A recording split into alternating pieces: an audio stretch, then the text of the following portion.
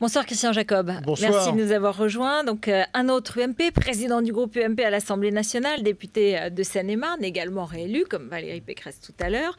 Valérie Pécresse, elle était avec les Mousquetaires, elle était avec Jean-François Copé, avec vous, puis aujourd'hui, elle vante les mérites de François Fillon. Ça vous a contrarié? Ça vous a blessé? C'est une décision qui lui appartient, c'est sa décision, voilà. Ce qui nous occupe aujourd'hui, c'est de mettre en place l'opposition, de se structurer. On a, dès la semaine prochaine, le budget modificatif qui va être en débat. Hein.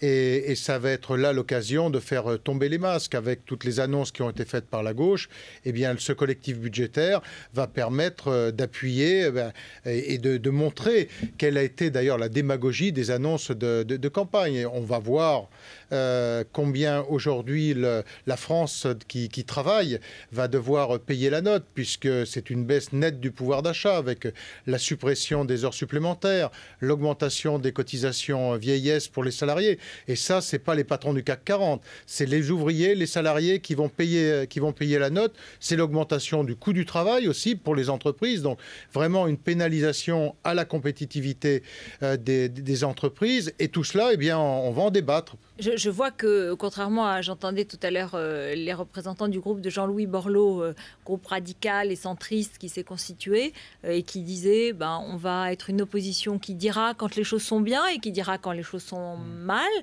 Vous avez l'intention de tout voir en noir? Non, je ne vois pas tout en noir, mais simplement, on est sans doute le seul pays de l'Union européenne et de l'OCDE à attaquer en période de crise comme nous le sommes aujourd'hui, avec un gouvernement qui démarre en disant on augmente le coût du travail et on baisse le pouvoir d'achat des salariés. La réalité, c'est ça. La suppression des heures supplémentaires, j'évoquais ça ce week-end avec un patron de PME chez moi dans le BTP. Sauf sur les petites entreprises. Non, mais un patron d'entreprise de BTP, très concrètement pour lui, pour un salarié chez lui qui a un bas salaire, parce que dans le BTP, les salaires sont relativement bas, c'est 200 € de moins par mois. Et après, on va expliquer qu'il y a un petit coup de pouce qui est donné au SMIC, mais on est très loin du compte. Donc, c'est vraiment le matraquage de la France qui travaille et aussi pour les entreprises. L'augmentation des cotisations vieillesse, c'est 7% d'augmentation des cotisations vieillesse.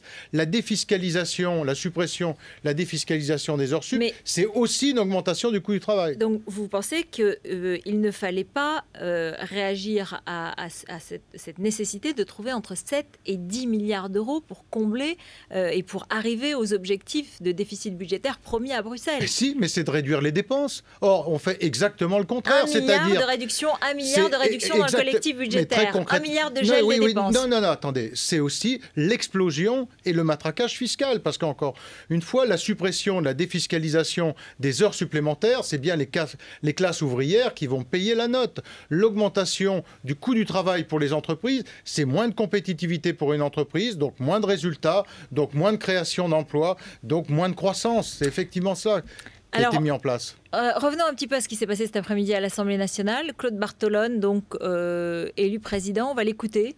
Il a eu un petit mot. On va réécouter ce qu'il a dit lorsqu'il a été élu. Je sais d'où je viens. J'assume tout de ce que je suis.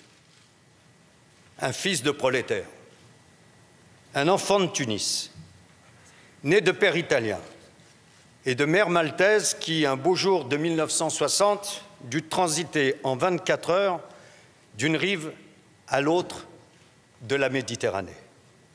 Rien ne me destinait à m'élever. Rien ne me vouait à me transcender. Rien, sauf la République.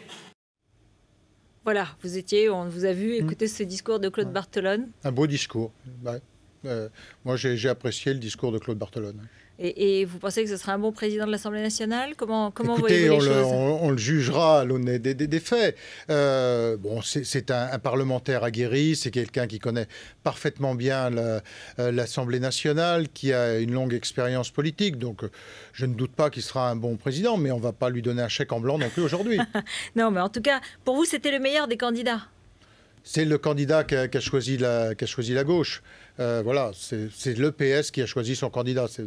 On n'a pas interféré dedans. Comment vous avez interprété le fait que les écologistes ont voté blanc, n'ont pas voté pour lui?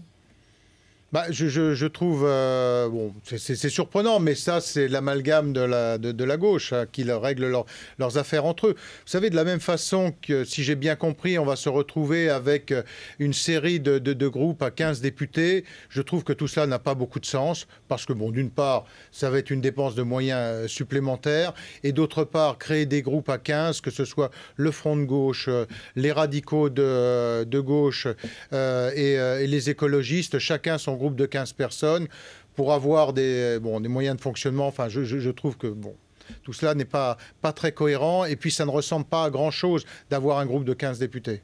Mais bon, c'est le choix, là aussi, de la gauche. Vous avez donc été largement réélu à la tête du groupe UMP et on a dit que c'était quand même la première manche de la bataille Fillon-Copé. Moi, je me suis expliqué à plusieurs reprises sur ce sujet. Ce sont deux choses différentes. Il y a le groupe qui est une chose, c'est le travail à l'Assemblée, le travail parlementaire. Et ensuite, il y a les échéances au sein de notre mouvement, avec un congrès qui se tiendra au mois de novembre. Ensuite, comme quand on est élu président de groupe, on bénéficie de beaucoup de soutien, puisque plus de 60% de mes collègues m'ont porté à la présidence dès le premier tour. Si c'est la question d'après des amitiés avec Jean-François Copé qui sont connues, affirmées, revendiquées. Il n'y a pas de débat sur le sujet, aussi bien sur le plan politique que sur le plan personnel. Mes liens avec Jean-François sont connus. Mais ensuite, la présidence du groupe, c'est différent du débat que nous aurons au sein du parti. Alors le débat, il a commencé et on a entendu des choses très fortes. Roselyne Bachelot dénonçant la droitisation de cette campagne de Nicolas Sarkozy, la solitude de cette campagne, Nathalie Kosciusko-Morizet disant carrément que c'est Patrick Buisson qui ne voulait pas faire gagner Nicolas Sarkozy, mais plutôt Charles Maurras, le théoricien, l'écrivain d'extrême droite. Voilà, ce sont des choses très fortes. Comment est-ce que vous vous déterminez par rapport à cela? Moi, je suis choqué par tous ces propos, parce que d'une part, nous avons porté, vous savez, à la fois le travail qui a été réalisé par notre majorité précédente, nous sommes aujourd'hui dans l'opposition, mais par la majorité UMP, moi j'en suis très fier. Et très fier de l'action qui était celle de Nicolas Sarkozy, et je n'ai rien à retrancher de l'action qui a été la sienne. Et encore une fois, au lendemain d'élections, je crois que ce genre de propos, écoutez... C'est pas mettre la poussière sous le tapis, comme dit Roselyne Bachelot, c'est interdit de remettre en question ni la campagne, ni l'action de Nicolas Sarkozy, ni rien. Si on se sent mal dans une majorité, on n'est pas obligé d'y rester. Personne n'est ministre avec un pistolet sur la tempe.